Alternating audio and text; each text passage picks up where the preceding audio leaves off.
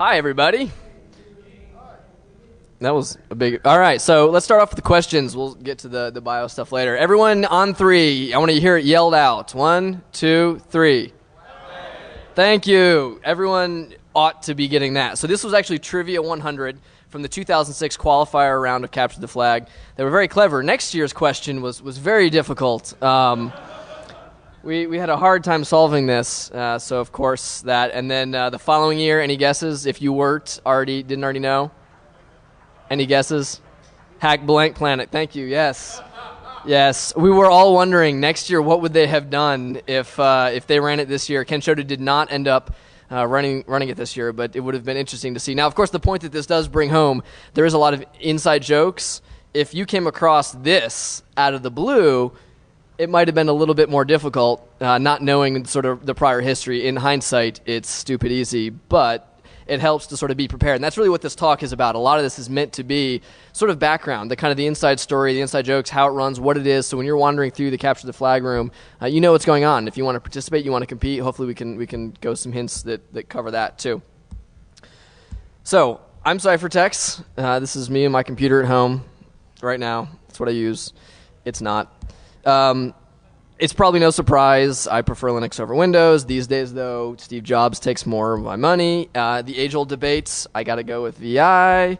Ever important issue over under. I'm sorry, that's the only way. Another big debate where I fall on, I'm afraid, for the Ruby lovers out there, I just like the Python. So no applause, but no booze. I'll stick with that. In terms of Pepsi versus Coke, neither. I'm sorry. Thank you. Probably more relevant, though, to this talk, I'm actually a member of this team. It's pronounced last place. It has ridiculous etymology and meanings that we came up with after the fact, actually. We really just kind of came up with it, I think, and tried to fit it to it. The team looks like this. That's me in the back. I like my anonymity, apparently. No, just the shot that we got. There's two guys not pictured. I want to do a brief run through the rest of the team members because, hey, we won a couple years, and I want to show off the guys that made my CTF experience so great. This here is Plato, probably the first, last, and only lawyer to ever win Capture the Flag. And I'm not talking about like he had a JD. This guy is a lawyer in his day job, which is pretty stinking sweet when you think about it. Team Captain Atlas, if you were here for the last talk and you heard the Ken Shota guys talking, they said Atlas was the one guy that came in the individual, just got his mind blown, came back and, really learned a huge amount. I mean, 4 years ago, he really wasn't doing the security stuff all that much, and now he is just phenomenally good. He really applied himself and threw himself into it, led this team, put this team together, built it, and then we not only he had a solo win, but then we won 2 years in a row after that. This guy right here is actually in the front row, so make sure to pat him on the back on the way out. I'm borrowing his black badges up front. Mizendo played the network sniffer, played defense, did kind of whatever. Talk a little bit more about the roles later, but you'll notice that everybody out here had a specific function, right? It kind of mattered. You didn't just all show up and do random stuff. We've got Shuriken, who besides being a phenomenally good sysadmin and kept the services going, is the resident IRC troll. It's a very important role that everyone needs on their team to have somebody in IRC hanging out, keeping things lively when you've been up for 48 hours straight. Fury, or maybe his twin, he has an evil twin acting on defense here. Doc Brown is our reverser. Actually, the Nops R Us website that the Ken Shota guys mentioned, there's a link to it later, is actually primarily Doc who did a lot of the write-ups, and he did a huge amount of work and put that together. He took all our team wiki and notes from a lot of the past competitions, put it up online, and then we're for a guy over here who doesn't get mentioned a whole lot, also an extremely good reverser exploiter. Really need that skill set. If you don't have a poo shown in the slides here, he was out for this particular picture, was an ex-Marine. So besides actually being, an actual technical guy, was also physical security, which you should never underestimate the aspect of physical security in Capture the Flag. And then also J-Rod was also not in this picture, another good exploiter. As for me, defense, offense, reversing, I've kind of done it all, which I take it to mean I'm just not very good at any of them, but they keep letting me be on the team, so I won't complain. So Capture the Flag itself, it's been billed as a lot of things: the ultimate hacking game, ultimate legal hacking game, reverse engineering, exploitation. As the Kenshoto guys were up here explaining last time, this is really their response to in a world of web app security.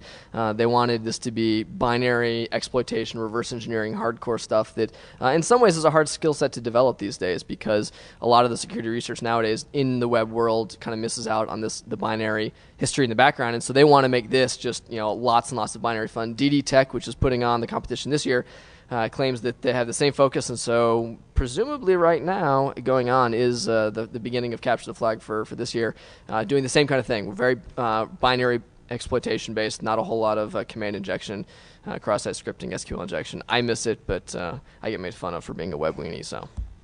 In terms of timeline, if you saw the last talk, there were sort of a couple different eras or epochs of Capture the Flag. The first 5 years it was put on basically by the goons, the BOFH, and there was a lot of different formats. There was really a lot of kind of finding their place. They didn't really know what the best format, what the best structure for this event, what this thing could become. They just had a bunch of servers. You could bring your own server. You could just show up. It was very chaotic, not particularly organized. A lot of the winning tended to be winning kind of just because you gamed the system or figured out how to maximize it, not so much because you had the best technical prowess. And so there was some attempts to fix that. The ghetto hackers came along, and after, I don't know if you can even see, this slide sucks. I'm sorry, my timeline software, not so good. But the ghetto hackers won there towards the end, and then they came and actually put it on. This is and not an uncommon theme that the people who've been winning for a little while decide to go put it on because they think they know how to do it as well or better. So the ghetto hackers came along, and they really made a bunch of improvements and revelations. Caesar's got a presentation you can pull up online at Black Hat. We spoke about how they designed. They brought in game theory. They brought in a lot of thought and planning and design. They introduced the idea of a qualifier round, the idea that before DEFCON, a couple months in advance, you would have a qualifier round, sort of figure out who the teams were, and then when people would show up, only those teams would participate in the Capture the Flag, which is why we have the ACTF or OCTF in parallel, meant to sort of resurrect the old school free-for-all, kind of anybody can show up and join, which has advantages in being a bit more open, but less structured, less kind of cutthroat, probably less technically demanding. I hope none of the DC 949 guys get mad at me for saying that, but I think it's probably a safe bet. Then, of course, we have Kenshoto. Kenshoto has put it on the previous 4 years. They've really kind of refined it. They took the sort of architecture and the game design. If you saw the last presentation, you heard a lot about that, and they took it to an art. This year we have DD Tech, who nobody really knows. They're still kind of keeping mum on who they are and their history. They're obviously very familiar with Capture the Flag, but none of the major usual players that play have any idea who they are. So it's kind of interesting to see the mystery men. They swear that this weekend their identities will be revealed to some sort, but we'll see how that goes. So here's the qualifying round this year. If you were to do the qualifying rounds, it was June 5th, 2300 Greenwich Mean, and it ran straight for 48 hours. So one of the differences between the qualifying round and the finals is that the qualifying round, it just goes straight through. So you sleep, you don't sleep, but however you choose to do it, you need to sort of be putting your points in the whole time. It is fun to sort of watch and figure out who is in what time zone based on when they flatline. Like, they were sleeping then and they were awake, and you compare the teams. Here's the top 15 teams. Depending on the year, the top 7 to 9 teams will make it through the qualifying round and then join the last year's winners.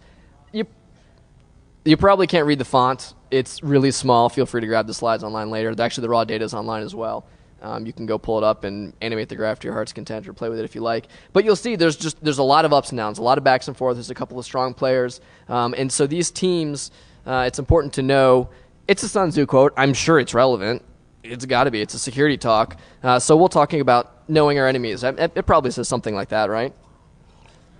So those 10 teams that we had that qualified, the 10 teams including last year's winners, I'm going to go ahead and do a brief bio rundown, because when you walk through, like, you see the team name, if you're not sort of in the kind of click, if you've not been following or reading or you don't know what's going on, you don't really know who's who, what's what, and it's a lot more entertaining to know, that team's got a vengeance against that team and so. So to give you a little bit of the sort of backstory on who's what, we'll start with School of Root. They not only won last year, but they've also won in 2004. Are incredibly good. They crushed the competition last year. They were first place. They actually didn't have to participate in the qualifiers this year. They had a bye as the previous year's winners, chose to anyways, and at the last minute they won. It's uncertain how much they were holding back. As the previous year's qualifiers, they had an automatic bye into the finals. So they didn't have to participate, but they did, and at the very, very end they won. It was sort of not arrogant, but demonstrating that they could have been ahead earlier possibly, but they chose not to. They didn't want to impact the final or the qualifying round. So the winner of the qualifying round gets to choose the next question. So if somebody who's already got a bye gets a question right before anybody else does, they would impact the game. And so it's sort of the sporting, the gentlemanly thing to do if you have the bye to not influence the game. And they were very good at that until the last few minutes of the game when they solved one that nobody had solved, just to show that they were that much ahead. So it'll be interesting to see how much ahead they are. They're led by Chris Eagle, who is, you heard earlier in the other talk if you were here, what did I put? Binary ninja and pirate rolled into one. He's just wicked good. They came up with that interpreted machine that he wrote in, their own brand new virtual machine that he reversed in a weekend and wrote an interpreter for. This is just mind boggling how good he is. It's scary. He's extremely good. He leads a great team. And then John Boss is the other team captain of School of Root, who sort of heads up the organizational side of it. Because as we get into it, the roles really matter. You need not just good technical, but you need good organizational. You need the other stuff. Chris Eagle also released last year, just after Capture the Flag was over, and he had crushed everyone, finishing, I might add, with Guitar Hero at the end. They were showing off they were ahead so far. It was they told everyone they didn't want it to appear jerks, but they were a little bit ahead, so they could take the time off. It was a pretty good move for somebody so far ahead. But after CTF was over, he released Collaborate, a really cool IDA plugin as a result of kind of the need of doing collaborative reverse engineering. And so this is some product that's come out of basically his experience, and he also wrote a book that went along with the software went along with. So Capture the Flag has sort of made a difference kind of beyond just this fun little game in that. Team Awesome was second place in the qualifiers, mostly first-timers. I know a couple of the guys on a team. It'll be interesting. They led the entire quals, but the very end. So the question is, how much was School of Root letting them, and how much were they not? So it'll also be interesting to see, because they did well in qualifiers, but teams that in the past done well in qualifiers and not done well in the finals. So watch the score. It'll be interesting to see if these kind of top teams in the qualifiers are also the top teams as you go through Capture the Flag. Sexy Pandas have been around for a while. They're also known as the Pandas with Gambas, Osu Tatake Sexy Pandas, Wooby Wooby Pandas, Sexy Pondas, and then the Latin name for a panda, which I'm not going to bother trying to pronounce.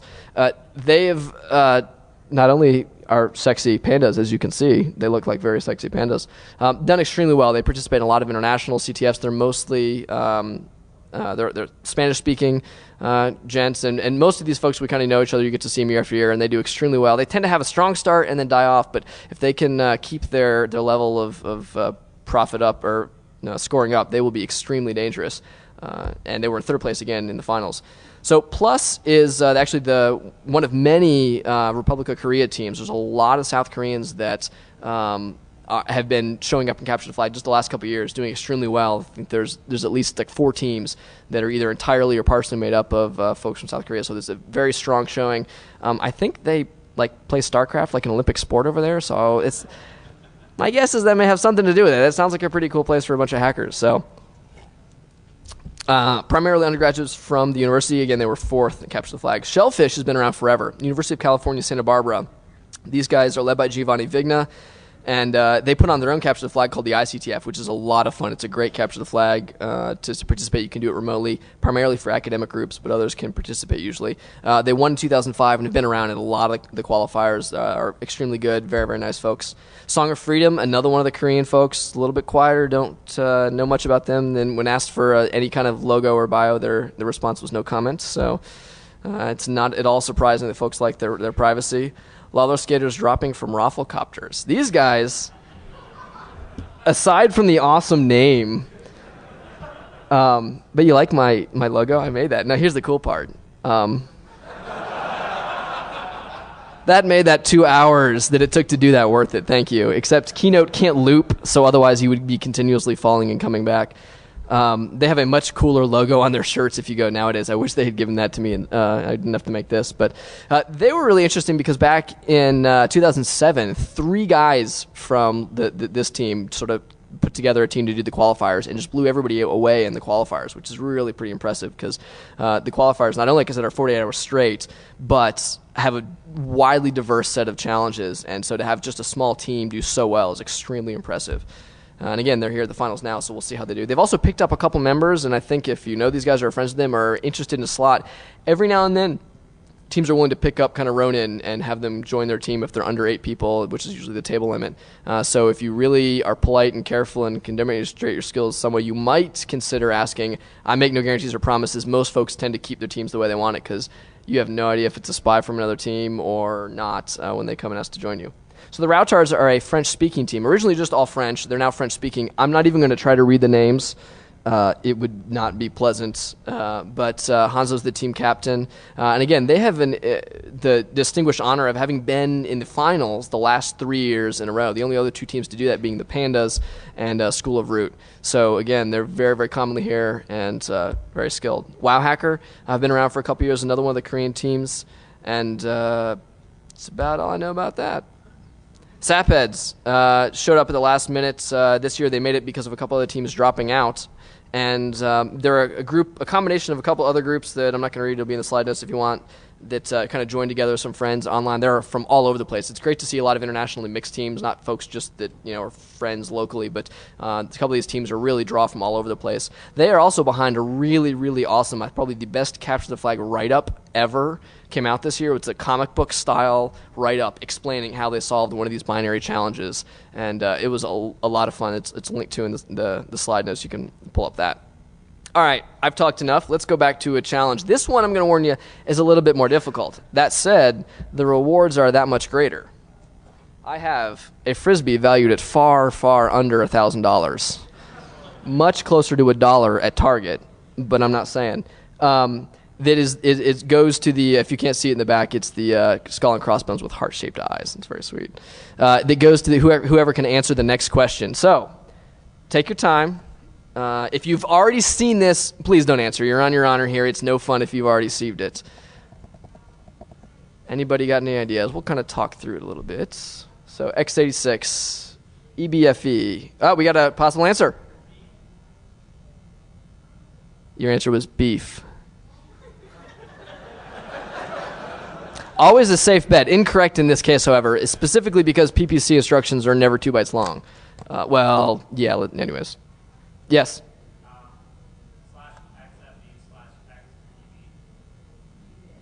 Incorrect. So EBFE, let's start walking through it, is, somebody tell me what EBFE is. I heard somebody say it, but he didn't count. Anybody else? Jump $-2, thank you. So this will spin your CPU. It says jump to myself. And again, this was an actual question during a Capture the Flag qualifiers. Granted, you had online access and manuals and docs, which helps. And I'm asking you to do this from memory. That's why it's worth a Frisbee. So who knows their PPC instructions? I'll even take the mnemonic. Somebody want to give me a mnemonic for a PPC instruction that is equivalent of a jump -2 in x86? Do they have jumps in PPC code? Anybody? This is a hacker convention, guys. Come on. We got a hand up. Yes.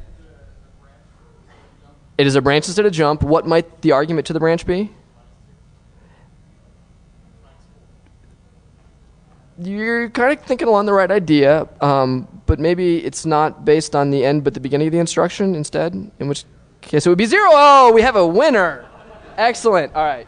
You want to try to... Oh, he's going to make me give it to him that way there. All right. Thank you. I promise I won't drag it out next time so long. So game mechanics. I mentioned there's 2 halves to this game, right? Capture the Flag has the qualifying round, which some of these lightning questions are coming from the qualifying round. If it seems intimidating, well, it is. But, I mean, don't worry about that too much because you figure it out. That's the whole point of it. I've learned more doing Capture the Flag than I have preparing for it or getting ready for it just in the competition because of the fun that you have. You get folks that you enjoy doing stuff with, and it doesn't matter where you participate in the quals. Doing the quals is an absolute blast. There's no reason not to do it. It's over a weekend, so even if you're working, I don't care. You can fit your schedule usually, and you can do it. It's a lot of fun. The skill set tends to be a little bit different. As I mentioned, qualifiers runs for 48 hours straight. So it's more of a Jeopardy-style board. I'll flip ahead to this real quick. I'll go back. This was the one from this year. DD Tech actually added even more problems than normal. So you've got 1 through 500 in 6 different categories. So 30 different questions, binaries, challenges, forensics, all sorts of off the map. The categories were pursuits, trivial, crypto badness, packet madness, binary eliteness, potent ponables, and forensics. But ignore the categories because I think it was a packet one and a crypto one and the binary one. The sort of categories are kind of general rules of thumb rather than a hard and fix thing. Generally speaking, there was binaries, there was network captures, you were doing all sorts of interesting, bizarre stuff. The write-ups for these are all online. If you go into the links at the end. Don't cheat, though. It's kind of like playing a video game and looking up the answers. We're like, that's no fun. You don't want to ruin it for you. Try it yourself, do the problems first, and then see what you can learn first, and then use the help only if you need it. So the qualifying round, like I said, is 48 hours straight. It's independent. It's remote. You can be anywhere when you're running the Capture the Flag. You log into the server. You get the account. 200-plus teams participated, or at least 200-plus teams scored points. Certainly some were ghost teams or duplicate teams or others, but it's definitely a lot of people get involved. Like I said, there's no reason not to. It's a lot of fun. You don't have to even play to win. You can play just to get all the questions and have fun and enjoy it. There's certainly nothing wrong with that. The winner of the qualifying round, like I said, the top 7 to 9 teams, depending on how many are allowed in, depending on the year, gets into the finals here at DEFCON, the CTF. The hours, I say 10-10-6, Friday to Sunday at DEFCON for the final, the main Capture the Flag. That can change. Like I said, today they hadn't started, I don't think, when I got into the speaker room, so things were a little slow to kick off, but that's to be expected with a new team doing it. So that's flexible. Take it with a grain of salt. The interesting thing is, though, even though the Capture the Flag hours end, the work does not. So the teams will go up to their hotel room, they go up, and they'll keep working on this stuff because you've got the binaries, you've got the server image to work on afterwards. So Q&A, qualifiers. Finals is an actual live server. It's defending and attacking live other people, and this is sort of the more interesting piece. This is where everyone's like, well, I'm just going to bring my server that's X or Y, and I'm going to do this. And so before you kind of get into that, it helps to understand how it's set up. Oh, right, the spoils. You get the entry to CTF if you get in the top in the qualifiers. The winning team at the actual Capture the Flag gets a black badge. Here's the 2 that our team got from a couple years ago. The Uber badge, of course, the infamous DEFCON Uber badge. It's admission for life. It's street credit. You get a leather jacket. You get dates with people of the opposite sex. You get you didn't get that with. Oh, we're both married, so I guess we didn't do that either. But I thought that was a part of it. It's supposed to be part of it. Oh well. So at the main event, though, did my voice crack? I'm not 16. I look like it still, but I'm not. At the main event, every team gets their own identical server. So like I said, in years past, things were more chaotic. Everything was a little bit random. And this year, if you saw the topology last time, every team gets a VM. It's snapshotted. You're in a jail. It's been FreeBSD. It was Solaris one year. That was painful. It's been back to FreeBSD. I have no idea what they're doing. I think it was probably It's FreeBSD 7.2. Interesting. They've upped the version this year. So right now, the teams in there are doing FreeBSD 7.2, playing with some binaries. You are usually the network upstream. Now, a lot of this is sort of generalities. You have to be very prepared for changing things on the fly. The rules will change every year. In fact, the rules this year, if you go into the Capture the Flag room, grab one of these guys. It's got the updated rules. They're very different from the rules I'm going to describe to you from years past. Mostly the same style of gameplay, but the scoring system is a little bit different. There's no longer breakthrough points for the first team that solves a problem. It's a zero-sum game. There's only the same total, and then it just shifts based on percentages in terms of who's done what. So there's some of these differences. It'll be very interesting to see how that affects the gameplay, because it's always about kind of gaming the system, right? You always want to have the optimum plan of attack.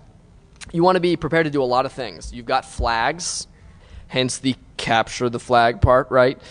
These flags can be anything. Typically, though, they've been base 64 strings of a fixed length, and so you can recognize them.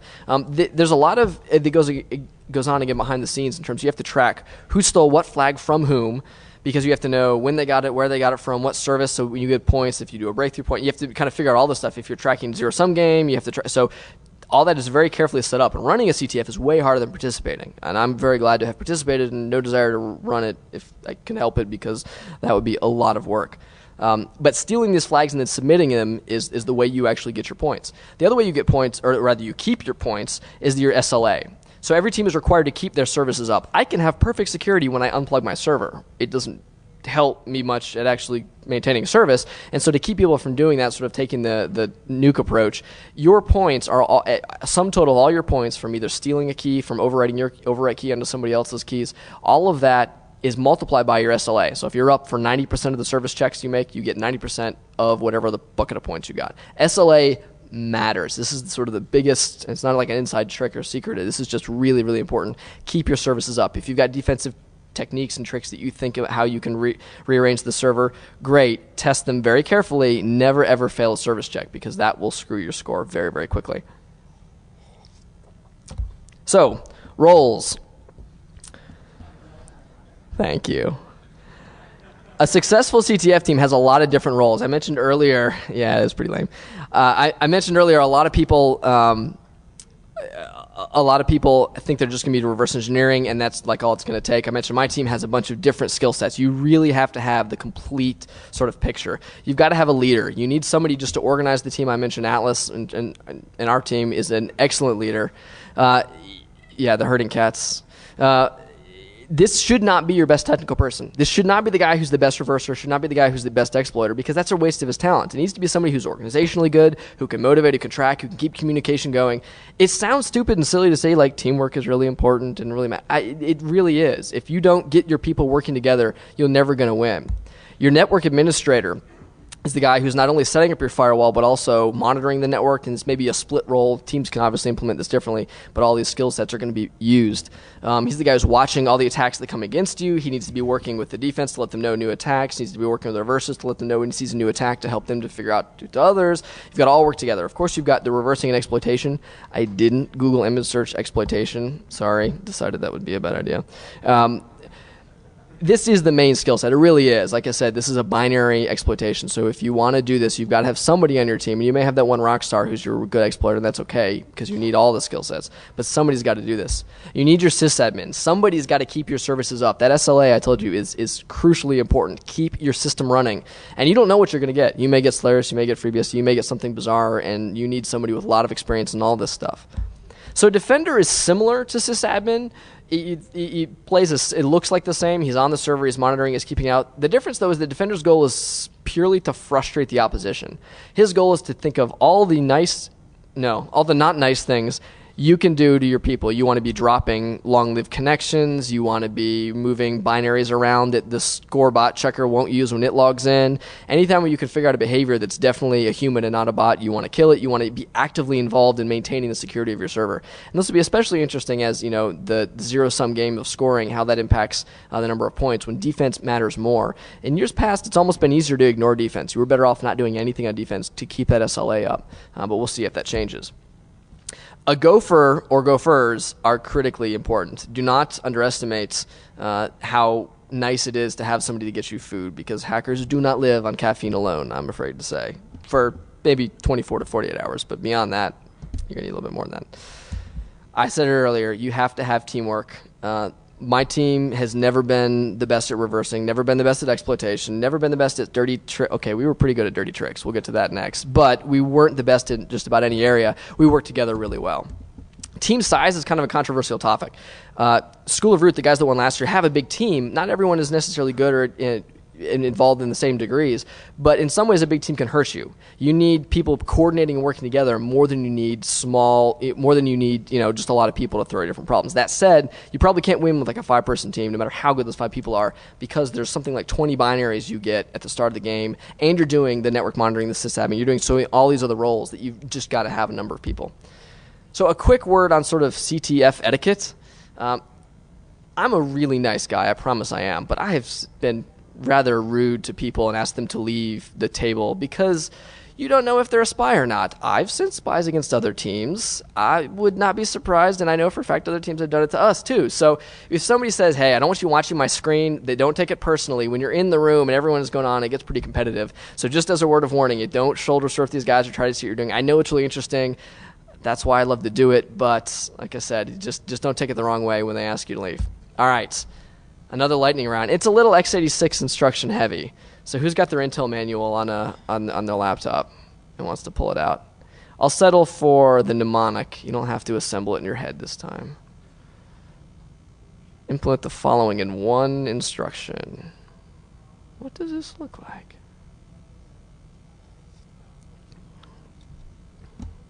I don't have a Frisbee for this though, so maybe I'll give you a water cup.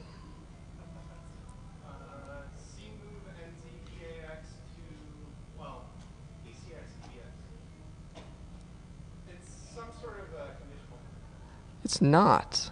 It's not. The tricky part is it's not an inapt description of what's going on. It's close, I guess would say, but not quite it.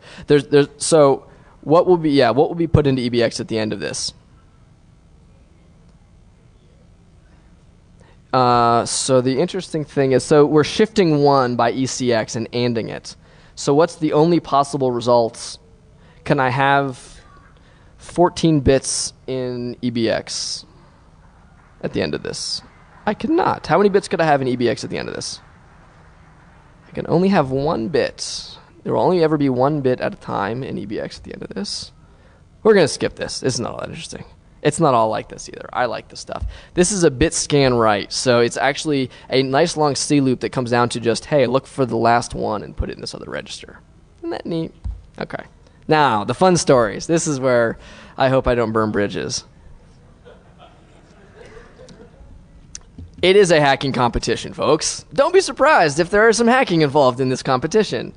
Let's all say it together again. Security is only as strong as the weakest link. Excellent. So what's the weakest link? Humans, obviously. But specifically, what is it that we do or related to our usage of systems? It's, if you want to hack a system, what's just the simplest, stupidest way in, besides asking? Steal it. Physical security, yes. Come on. What's under the keyboard? Their password. Thank you. Yes, your password. Almost always one of the weakest links of the passwords. So there's been different ways to get root access to your server at the beginning of the CTF when you actually come in and you get access to your VM before everybody else does it. One of the ways was that you got a text file in the root of your system that had your password. It was your database password. It was the password you logged into the score server with, and it was with your root password. Most teams managed to get this right and change the root password. It's a rather important step in securing your box, changing your password from one that someone else can read. Right. Not everybody does. School of Root actually owned somebody that last year, and I got to give them credit because they could have literally owned every service immediately because they had root in somebody else's box and they chose not to. That was a very gracious thing to do. They have a lot of self-control, let's just say that. I'm not sure I would have been so strong. But one of the things you could do with this password, once you've changed it, what good is it, right? I can log into the score server as you. Well, that's nice. I can see your score. What else? Well, I can change your overwrite key. One of the little buttons in the score server says change my overwrite key, where you can change the key that you use to overwrite other people's flags to indicate you were the one that exploited that service and overwrote their flag, right? That's kind of a handy thing. Only one overwrite key can be active at a time. If I click that button, your scripts must be updated or you will not get any overwrite points. So for a little while on Saturday back in DEFCON 15, School of Root's overwrites went like this. And then they noticed and figured someone hit the button, and so then it went back up again, and 15 minutes later I pushed the button again, and another 45 minutes went by, and no one noticed, and it flatlined again. And then they noticed, and I did it again. And so for about like 3 to 4 hours, they were denied a bunch of overwrites because mainly they weren't paying attention. Primarily because they didn't protect this password, but also it was like the little things. You really got to get this right. You got to protect your passwords. You got to remember, what could I do that's nasty with the score server? To be fair, we asked before we did this. Now, one of the other things that's interesting, like I said, they don't like the web weenies in this. They like the binary exploitation. There's usually 1 or 2 web services just to toss a bone here and there. But one of the other teams had a really clever idea. We were stealing people's passwords that they left unprotected. The other team set up their web services that they were running with cross-site request forgery attacks. So if you just visited their web service, your browser would go to the score server on your account and reset your overwrite token. And I have no idea if this worked. This may have been successful against half the teams that were there, and we'll never know because that's not the kind of thing you can find out. You have to go back and look at the graphs for some more flat lines and overwrites. So sometimes even though web security isn't really designed to be part of it, you can kind of make it part. One of my favorites is last year, the badge hacking that occurred. Who was here for the awards ceremony last year and heard what the badges were? You're all either ashamed to admit it or you weren't a whole lot here. Well, the winning badge was you could wave and do a password and you plugged it in. It was cute. But the second place badge, that was my favorite. That was a true dirty tricks badge. The second place badge, the guys that hacked that programmed a bunch of shut off your computer IR codes. It went in and out of front row on a Mac, and HP laptops would actually go into hibernate, which takes forever, and then it would come out, it would go in, it would come out. It would just make your computer unusable. And they clipped a resistor, so these things worked from like way far away. They'd just be walking around the conference with their badges transmitting this code. And so you'd see laptops popping in and out. There's there's a recording last year, these DV cams they were using, where one of the Macs suddenly got a little antsy, and I forget which talk it is, but if you go through the web video archives, one of the recordings gets a little hard to watch because the camera suddenly shut off. I don't know why. One of the teams, and I feel a little bad for the guy in the WoW Hackers who had an HP laptop because his computer was unusable for most of Saturday. There was a couple guys who had these hacked badges just dying with this guy. So I feel a little bad. But again, it goes into Capture the Flag, it goes into Dirty Tricks, it goes into Cool Hacking. The moral of the story is you better shut off every interface on your laptop. Go into your BIOS and disable your Wi-Fi. Don't just do it in the OS. Tape electrical tape over. You could actually put your finger over with the other badge and it would still go through in the laptop sensors. I mean, you better shut off everything you can to do it. So I guess the essence of judo, of which I know nothing, but I've heard, is using your opponent's strength against themselves, right? Remember that virtual machine they were just talking about in the last talk, that Chris Eagle, the one guy, the only guy that solved this crazy, ridiculous problem? It was unbelievable. It was actually, I think, Saturday. They said Sunday morning. I think, if I'm remembering correctly, it was actually Saturday morning. It was the first night of the competition. Chris Eagle came back, and he had solved it. This is just ridiculous. This hard problem built basically for him, he had solved, except he left it world readable. So we were having shells in their boxes. We had his patched binary. We have no idea what the vulnerability was. I haven't gone back and looked at it. It was a huge amount of changes he had made to it. His patched copy was secure, and I don't know how it worked, but I know I was secure too because I was running his copy from his machine that he left world readable. So again, keep track of those little things. They will get you. One of the almost ones that would have been really cool was a couple years ago when you actually had dial tone submission. The keys were all numeric, and you actually submitted them on a DTMF, which was really fun when everyone was scrambling to fries for WIN modems and voice modems trying to be able to script this stuff because no one wanted to spend dialing thousands of numbers into the phone system all day to the phone they gave you. But one team actually figured out, and I'd love to find out how, nobody that I talked to remembered, find out which team it was, but these guys actually got to the admin interface of the VoIP adapter, and if they had managed to redirect traffic and get other people's keys to them and then resubmit it, that would have been the ultimate. That would have been a great hack. As it was, they only were able to change the IP address on it, caused a little denial of service that had to be fixed, and then eventually got resolved.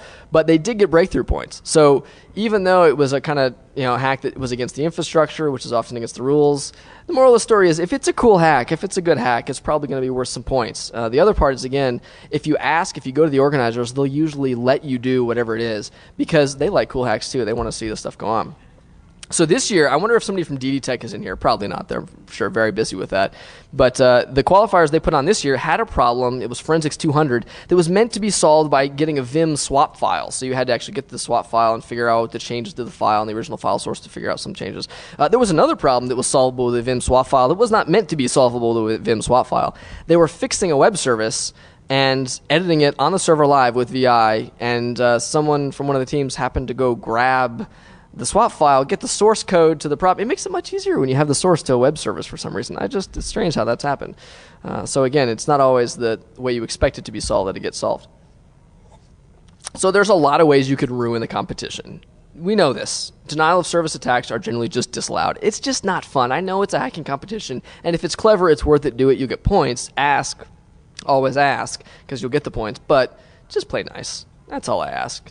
Well, someone was ejected once for trying to cut someone else's network cable with a Leatherman, and that's just he was totally busted too. Collusion is another area, by the way, that you could really just make this not fun. Thankfully, it doesn't look like it's happened yet, but you could very easily collude, swap keys with somebody else, and make it look like you got a service you didn't. So I've just told you now how to ruin CTF. Please don't do that. That would not be fun. So great, you want to actually do this, right? What do you need to learn to actually get these skills to practice? What's the best way to learn to practice? Not a problem. You just need to learn a couple of skills. Once you've mastered those, you're set. It's a small set. You'd be just fine. There's some links. There's a lot of sites online. Go back to Atlas's presentation from a prior CTF. He talks about from Script Kiddie to Hacker in 3 Sleepless Nights. It was really longer than 3 nights, but it was a good title. But it really was over the course of just this couple month period from the qualifiers from that year on to the finals where he just threw himself into this and got really, really good. He instantly got job offers from this afterwards too, because this turns out to be a handy real-world skill set. Who'd have thunk it? Reverse engineering and exploitation, go figure. So you can do this. It's really about putting the effort, putting the time in. In terms of tools and techniques, there really is no right answer. You need some scripting. You need to be somehow doing, for a quick kind of response, whether you're scripting up your scaffolding for your exploitation framework you do in advance, you need to be scripting up a new key submission. Oh look, now they're requiring that we use SOAP or XML to submit our to submit our keys. And so you've got to have some sort of familiarity to do this stuff. There's a lot of changes that get thrown in the mix to do this. If you're really, really good, I've seen the C is my scripting language shirt. If you're that good, more power to you. There are people that are that good with C. But generally speaking, having a number of people just really good at kind of the quick and dirty scripting is really going to be important. If you're not good at reverse engineering, you won't win. It's hard to score points if you can't actually exploit stuff. And there's always a few that are cool little gotchas, command injection, other little things. But generally speaking, you got to crack a debugger, you got to crack IDA, and you've got to actually sit down and reverse this stuff. And again, this can be tedious, can be time-consuming, can be a difficult skill to learn, but it's totally worth it. Again, not everybody in the team has to do this. Because there's a lot of skill sets, go back to those other roles. If you're the defense guy, you're the sysadmin guy, you're the network guy, these are vital roles, but you're just never going to get points unless you can pull up IDA and do this. Although, as shown in the last talk, IDA is very often easily fooled and easily broken.